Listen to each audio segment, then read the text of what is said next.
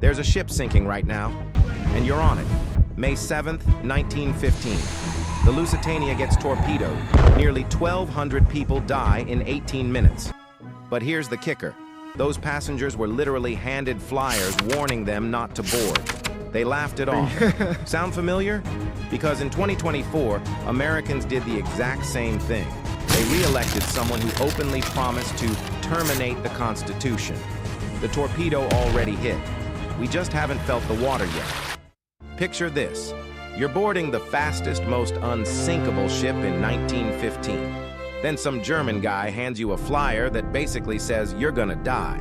Your response? Ah, best joke I've heard all day. The German embassy placed newspaper ads warning passengers. Captain Turner called it a joke. 18 minutes later, people were drowning. But here's what's actually terrifying. It wasn't the torpedo that killed them. It was the belief that it won't happen to me. Which brings us to November 2024. Trump wins re-election after 4 indictments, after January 6th, after his own VP called him unfit for office. The warnings were everywhere. 91 felony charges, former generals calling him a fascist, him literally saying he'd be a dictator on day 1.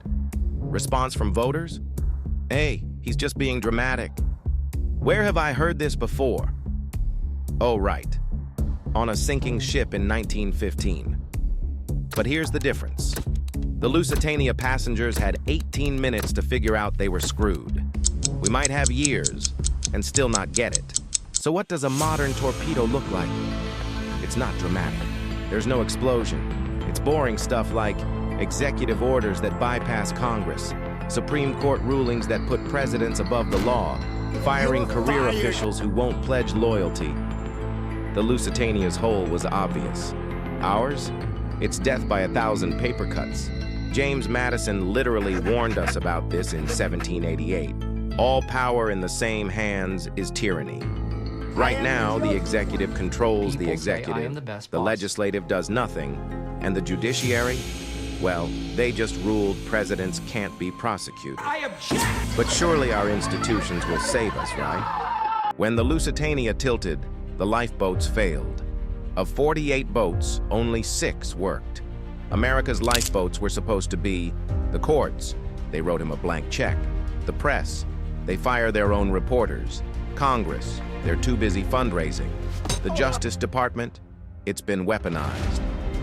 Remember when the New York Times had that expose ready, then killed it?